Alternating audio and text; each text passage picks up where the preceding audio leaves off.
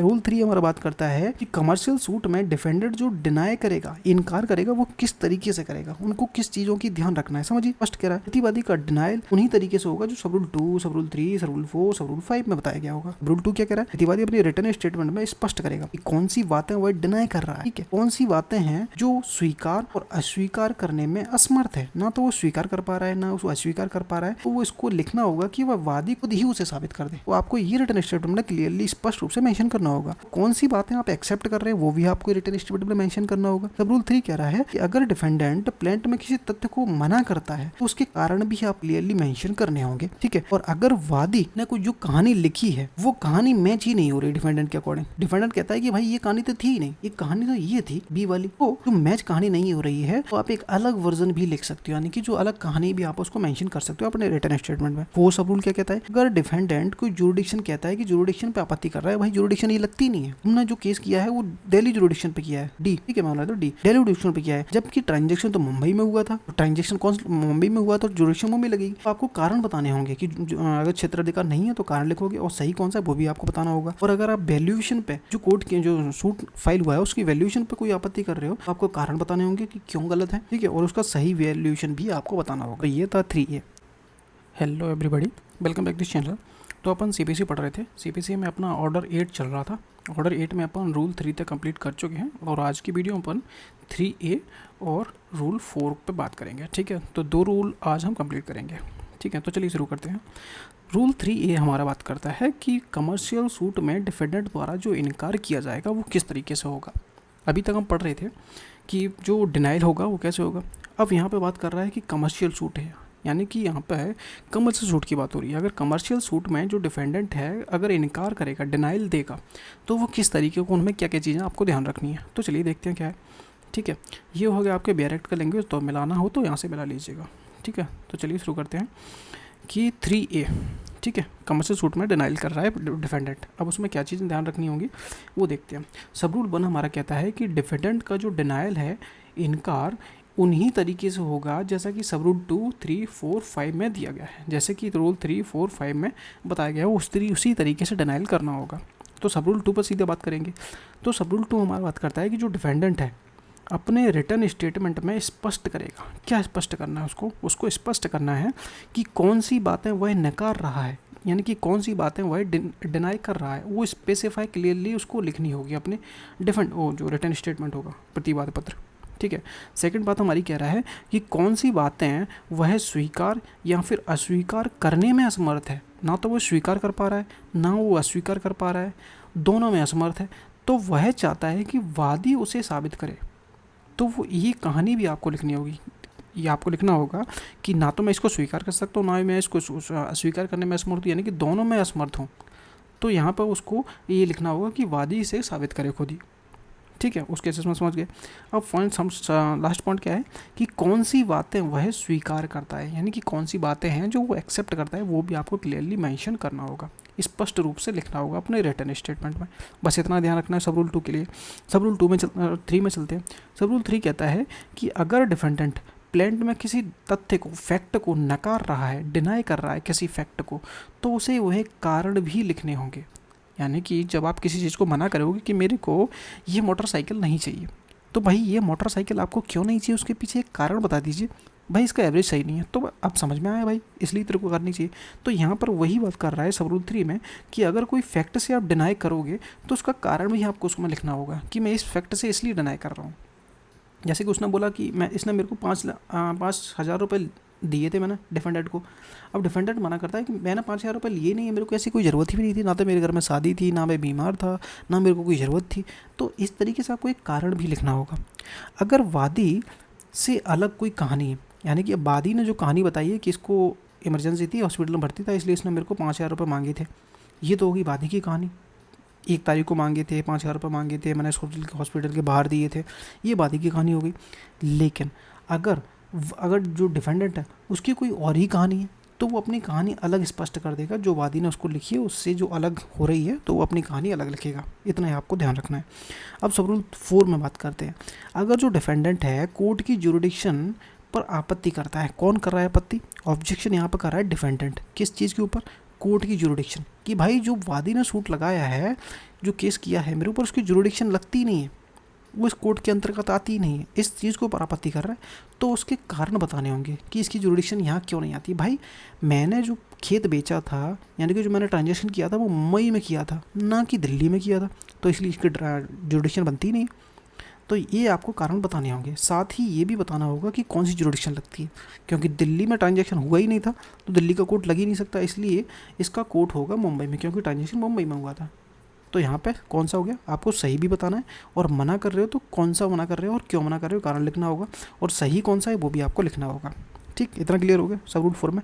सब रूल 5 समझिए कि अगर जो डिफेंडेंट है वादी द्वारा सूट की वैल्यूएशन को चुनौती देता है, यानी कि जो वैल्यूएशन लगाई है वादी ने वो गलत लगाई है, उसको एक क्या है आपत्ति कर रहा है, कौन कर रहा है, डिफेंडेंट कर रहा है, और उसे कारण बताने होंगे कि भाई वैल्यूएशन क्यों गलत है। ठीक है, और यदि संभव हो सकता है तो आपको एक वैल्यूएशन भी बतानी होगी कि भाई ये वैल्यूएशन ठीक नहीं है, इसकी वैल्यूएशन ये निकलती है। ठीक है, मैंने 5 लाख रुपये उससे लिए थे, लेकिन ये मेरे से मांग रहा है 10 लाख रुपये, तो ये वैल्यूएशन ठीक ही नहीं है। ठीक है, तो समझिए, अब इसके एग्जांपल से समझोगे और क्लियर हो जाएगा। ये तो हो गया शॉर्ट नोट। शॉर्ट नोट मतलब कि आपको पूरी राम कथा नहीं पढ़नी है इसकी, तो आप शॉर्ट नोट पढ़ो और निकल लो।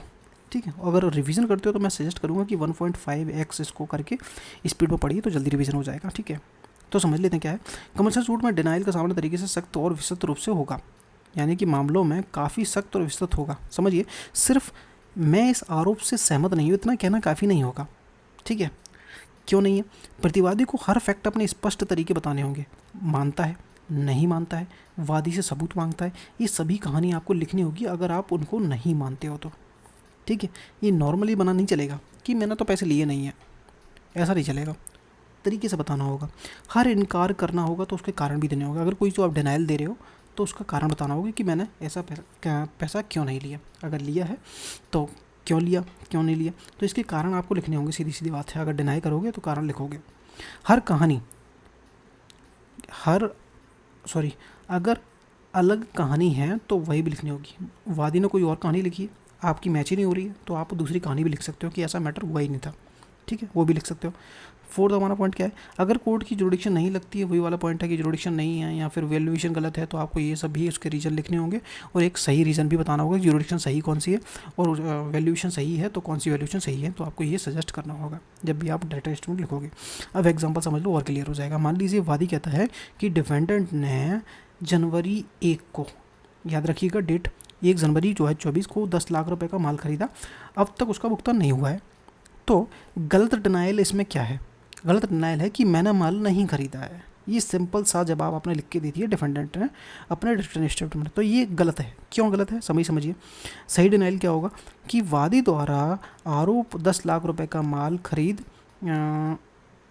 लाख के माल की खरीद को नकारता हूँ, क्योंकि यहाँ पे आ गया रीज़न। यहाँ पे अपना ऊपर पे पड़ा था कि अगर डिनाइल करोगे तो उसका रीज़न लिखोगे। ठीक है, क्योंकि मैंने 5 लाख का माल खरीदा था, सेल्स का कोई भी सौदा नहीं हुआ था। यहाँ पे कोई कन्फ्यूजन नहीं, बिल्कुल सही तरीके से है। ठीक है, वादी द्वारा दावा की गई रकम का भुगतान नहीं है, बाकी नहीं है मतलब पेंडिंग कोई भी नहीं है। मैंने 15 जनवरी 2024 को बैंक ट्रांसफ़र के द्वारा 5 लाख रुपए का भुगतान कर दिया है, ये डिनाइल हो गया। वादी ने सूट की वैल्यूएशन गलत बताई है, असली सौदा 5 लाख रुपए का था। इस विवाद का क्षेत्राधिकार दिल्ली कोर्ट नहीं है बल्कि मुंबई का कोर्ट है, क्योंकि माल वहीं डिलीवर्ड हुआ था। भाई इस एग्जाम्पल से आपका पूरा रूल क्लियर हो रहा है। ठीक है, अगर वीडियो पसंद आए तो वीडियो को लाइक करना, सब्सक्राइब करना, कुछ और पढ़ना हो तो वही बताना। अब चलते हैं अपन 3 के बाद 4 रूल पे। ठीक है, रूल 4 हमारे क्या बात करता है। रूल 4 समझते हैं कि रूल 4 बात करता है कि टाल मटोल द्वारा प्रत्याख्यान। समझिए क्या मतलब होता है, क्लियरली समझ में आ रहा है। टाल मटोल यानी कि आप किसी चीज़ से डिनाई तो कर रहे हो, लेकिन जो आपका डिनाइल है वो सही नहीं है, आप घुमा फिरा के बातें कर रहे हो। यानी कि जब रिटर्न स्टेटमेंट जाएगा तो आप उसमें इनकार करोगे किसी चीज़ से, तो ऐसा नहीं होना चाहिए कि वो घुमा फिरा के उसमें बात की गई, बिल्कुल क्लियर मेंशन होना चाहिए। समझिए, जब डिफेंडेंट प्लेंट में लिखे गए किसी तथ्य से इनकार करता है तो उसे टाल मटोल तरीके से इनकार नहीं करना है, बल्कि सीधे और स्पष्ट तरीके से तथ्य के असली पॉइंट का उत्तर देना चाहिए। ठीक है, अब इसका एग्जाम्पल भी इसी रूल में दिया हुआ है, इसलिए यहाँ पे मैंने लिख दिया है। समझिए क्या है कि अगर वादी कहता है कि डिफेंडेंट ने 5,000 रुपये लिए हैं, तो प्रतिवादी यह नहीं कह सकता कि मैंने 5,000 रुपये पूरी रकम नहीं ली है। ठीक है, इसको ध्यान रखिएगा कि मैंने 5,000 रुपये की पूरी रकम नहीं ली है। अब जो डिनाई तो किया, लेकिन ये क्लियर नहीं है भाई, बल्कि इसे साफ कहना होगा। क्या कहना होगा कि मैंने 5,000 रुपये कोई रकम नहीं ली है। अब ये हुआ पूरा डिनाइल, मैंने 5,000 रुपये की कोई भी रकम नहीं ली है तुमसे, ये क्लियर डिनाइल है। या फिर ये भी लिख सकते हो कि मैंने सिर्फ 2,000 रुपये लिए, 5,000 रुपये नहीं लिए। तो यहाँ पे ये भी क्लियर हुआ कि 5,000 तो लिए नहीं है आपने, 2,000 लिए। अब यहाँ पे क्या बोला था, मैंने 5,000 रुपये की पूरी रकम नहीं ली है। अब पूरी रकम नहीं ली है तो मतलब कितनी लिए, 2,000 भी ली सकती है। तो यहाँ पर डाउट हो रहे हैं, तो ये डाउट क्लियर नहीं होना चाहिए, सीधी सीधी बात है। इसी तरह अगर वादी ने कोई आरोप कई बातों को जोड़कर लगाया है तो प्रतिवादी को केवल उन परिस्थितियों को नकार कर अपनी जिम्मेदारी से नहीं बच सकता, बल्कि उसे पूरे आरोप की जड़ सब्सटेंट का खंडन करना होगा। अब ये पॉइंट आपको क्लियर नहीं समझ में आएगा, इसलिए मैंने एक थोड़ा सा उदाहरण भी लिख दिया है। ठीक है, समझो। वादी का आरोप है कि प्रतिवादी ने 10 जनवरी को मेरे घर आकर 5,000 रुपये उधार लिए। यहाँ पे 3 बातें याद रखनी है, जनवरी, घर आकर और 5,000 रुपये। कहा कि वह 1 महीने में लौटा देगा। यहाँ पे 3 आरोप हैं। आरोप में 3 बातें सामने क्लियर है कि तारीख है, स्थान है और रकम है। अब डिनाइल 2 तरीके से हुआ है, एक गलत डिनाइल हुआ है, एक सही डिनाइल क्या है। अब उसमें गलत डिनाइल देख लो पहले कि मैंने 10 जनवरी को वादी के घर जाकर 5,000 रुपये नहीं लिए, ये डिनाइल किया है। यह एक टाल मटोल तरीके से किया गया डिनाइल है, क्योंकि सिर्फ तारीख और स्थान को नकार रहे हो सकता है उसने किसी और दिन पे, किसी और स्थान पे रकम ली हो। यानी कि मुख्य आरोप 5,000 रुपये की लेन देन का है, वो कि अधूरा ही है, उसको खंडन ही नहीं किया गया।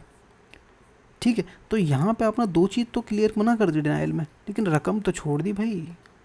यानी कि आपने किसी और दिन भी हो सकता है, किसी और जगह भी हो सकता है, आपने डेट तो लिखी नहीं जो अमाउंट है। तो ये एक तरीके से गलत डिनाइल है। अब सही क्या है, स्पेसिफिक, मैंने वादी से कोई भी रकम नहीं ली है, या फिर मैंने ली है तो सिर्फ 2,000 रुपये लिए, बल्कि 5,000 रुपये नहीं लिए, ये हुआ सही डिनाइल। अब इसका नोट समझिए पूरे रूल का, मैं बना देता हूँ, थोड़ा क्लियर रहता है, याद जल्दी हो जाते हैं अपन को चीज़ें। कि इवेंसिव डिनाइल, आधा अधूरा घुमा फिरा कर इनकार करना, कोर्ट इसे स्वीकार नहीं करता है। यानी कि किसी भी तरीके से आप घुमा फिरा के बातें करोगे तो किसी भी तरीके से कोर्ट में स्वीकार नहीं की जाएंगी। सेकंड हमारा क्या कहता है कि प्रतिवादी को हमेशा साफ और सीधा इनकार करना होगा, ताकि कोई डाउट नहीं हो भाई, कन्फ्यूज़न होनी नहीं चाहिए। जितनी जल्दी मैटर सॉल्व हो उतना ज़्यादा अच्छा है सिविल मैटर तो। ठीक है, एग्जांपल समझ लो और क्लियर हो जाएगा। वादी ने प्रतिवादी 10 जनवरी को 5,000 रुपये लिए, 5,000 का एग्जांपल है। अब गलत डिनाइल क्या है कि मैंने 10 जनवरी को 5,000 रुपये नहीं लिए, यह टाल मटोल है, क्योंकि हो सकता है भाई तुमने किसी और दिन लिए हों। ठीक है, तो ये हुआ गलत डिनाइल। अब सही डिनाइल क्या हुआ कि मैंने वादी से कोई रकम नहीं ली, ये एक डिनाइल है। दूसरा डिनाइल क्या है, मैंने 2,000 लिए हैं, बल्कि 5,000 रुपये नहीं लिए। तो ये एक एग्जांपल है। इस हिसाब से आपका ये रूल 4 भी यहाँ पे क्लियर होता है। कोई डाउट हो तो पूछ लेना, वैसे तो नहीं होगा, बहुत क्लियर कर दिया मैंने, सिंपल था। ठीक है, कोई और रूल पढ़ना हो, कोई और चीज़ें पढ़नी हो, कॉन्स्टिट्यूशन सोच रहा हूँ मैं, अगर पढ़ना हो तो कमेंट करना भाई। ठीक है, मिलते हैं नेक्स्ट वीडियो में। पसंद आए तो लाइक सब्सक्राइब कर दिया करो भाई। ठीक है, थैंक यू।